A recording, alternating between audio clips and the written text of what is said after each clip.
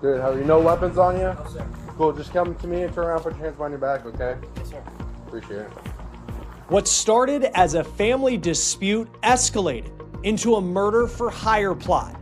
Newly released body cam video shows the arrest of TikTok star Gabby Gonzalez's dad, who prosecutors say worked with his daughter to hire a hitman to kill the father of her child.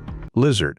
That was the screen name an ex-boyfriend chose when he went searching for a killer on the dark web. And it's the digital fingerprint that led the FBI straight to TikTok star Gabby Gonzalez. I'm going to be honest with you from the start. When this case broke, the headlines screamed about a social media influencer, a boy band singer, and a lawyer dad allegedly funding a murder plot. And I covered those angles because they were immediate and they were shocking. But there was a piece of this story I didn't fully understand yet, a piece I think most coverage moved past too quickly. The ex-boyfriend, not just any ex, the one who went online, picked the name Lizard King 69, and tried to hire a hitman. That detail is not a footnote. It's the fulcrum the entire FBI investigation turned on, and once you see how that digital trail was built, the whole case snaps into a different kind of focus. Here's what we knew early.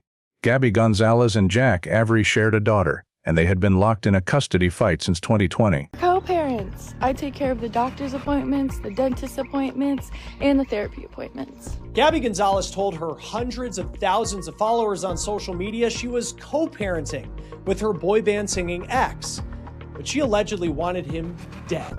Gabby's father, Francisco, is a practicing attorney in Florida, and according to court documents, he'd already hired a private investigator to dig up dirt on Jack. To 2021, that is when the FBI started investigating the Gonzalez family and a couple other people allegedly for trying to hire a hitman to kill Jack Avery, and that includes Gabby Gonzalez, according to agents. So Gabby also has an ex-husband who told the FBI, according to the court documents that we've read, that her dad, Francisco, he said a custody dispute would be cheaper if Jack Avery was dead. Francisco even allegedly hired a private investigator at one point to follow Avery. This was years ago, to try to dig up anything on him that could help in this custody case. That's aggressive, but it's not illegal. What the FBI alleges happened next is another category entirely. Francisco told someone that a custody dispute would be cheaper if Jack Avery was dead. That's not just venting. That's a statement of motive, and motive is the first thing any investigator looks for. But motive alone doesn't build a case. You need action. You need a mechanism. And that's where Cordry enters the picture. Kai was Gabby's boyfriend at the time, and according to the FBI, he became the bridge between a family's rage and a plan to end a life. In April 2021, Francisco allegedly sent Kai $10,000. The invoice said it was for web development services through a site called Whisper Business. They were allegedly trying to find a hitman to kill Jack Avery. In April 2021, the FBI says that Francisco, Gabby's dad, sent $10,000 to Kai Cordry to go on the dark web to hire a hitman. Investigators say that Francisco allegedly tried to make the money look like it was for web development services, but agents say that was a cover. Work was never done for that $10,000 when it came to web development services. This is for something allegedly very sinister. June 2021. But investigators say no web development ever happened. The money had a different purpose. It was, they allege, to be used on the dark web to hire a hitman. Think about that for a moment. A lawyer. Someone trained to understand evidence, to anticipate how money moves can be traced. Allegedly wires a sum like that and calls it a business expense. That is either breathtaking arrogance or a fundamental failure to understand that financial forensics are not fooled by a fake invoice. Bank records are subpoenaed. Patterns are analyzed. And the FBI subpoenaed every single one of them. Francisco allegedly sends more money to Kai Cordry. This time it was $4,000, and court documents say, quote, on June 5th, 2021, Cordry sent Francisco Gonzalez a $4,000 invoice through his site, Whisper Business, and that Francisco later paid the amount. The charge appeared in Francisco's subpoenaed bank records. Cordry later stated he did not actually perform web development services and believed the invoice purpose was a cover. So you hear that, and Cordry seems to be cooperating to some extent. The money moved, the cover was thin, and then the ex-boyfriend went online. Kai Cordry didn't use his real name. He chose Lizard King 69. But again, he's facing charges, which we'll talk about here in just a moment. And you have this social media star, her boyfriend at the time, Kai Cordry, and then Gabby's lawyer dad allegedly coming up with this plan. And I really just don't know. Also, I want to point out, what part of the internet would you even go to try and find a hitman? But this group of people allegedly thought that they were on the right path. Kai's alleged screen name, by the way, for his alleged search for a killer, Lizard King 69. So apparently he thinks that he's found someone along the way who is a contract killer, someone who they can hire to target and kill Jack Avery. But in reality, On its face, it sounds absurd, almost like something a teenager would pick for a gaming handle. But the absurdity is what makes it so dangerous. It's a mask that feels anonymous, and behind that mask, he allegedly began communicating with someone he believed was a contract killer.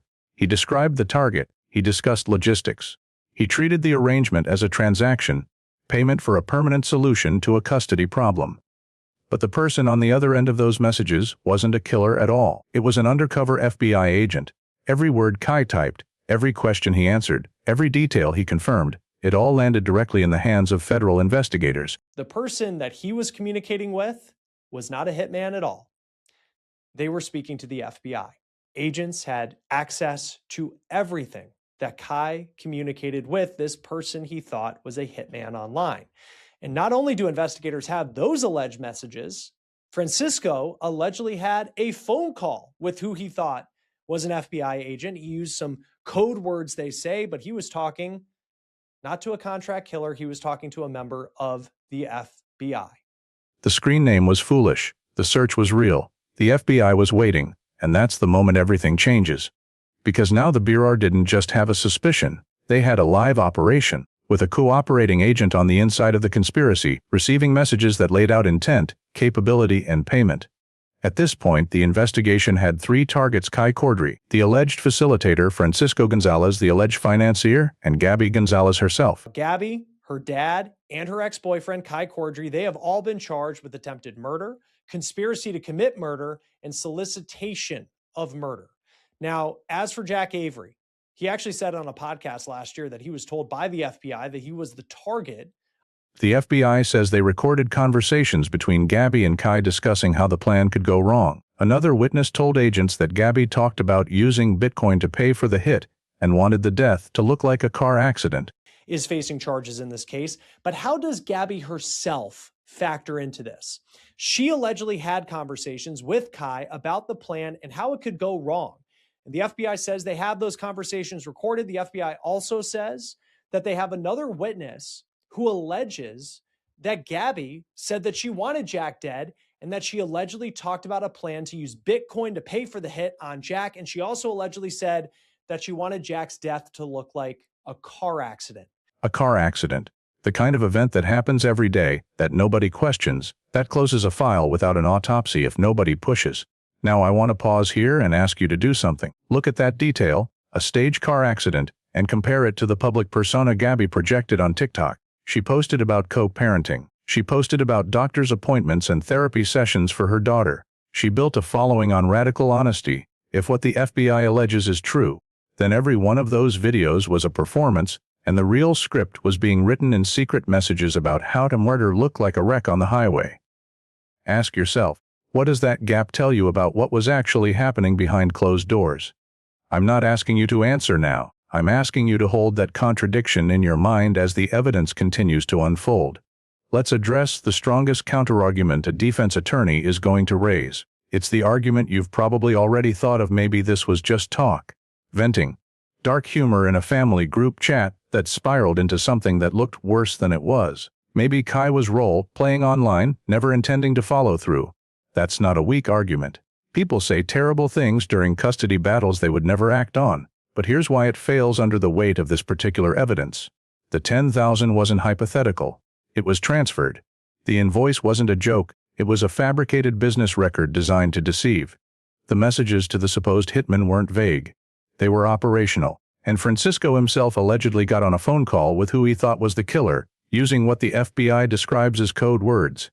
You don't use code words in a fantasy. You use them when you believe the conversation is real and the stakes are life and death. The difference between a dark joke and a conspiracy is action, and the FBI has documented action after action after action. The digital forensics in this case are brutal in their clarity. Every message leaves a trail. Every Bitcoin transaction, if that's what was planned, sits on a blockchain forever. Undercover communications are recorded and time-stamped. When the FBI finally moved in, they didn't just arrest 3 people on a hunch. They had years of evidence, preserved and corroborated.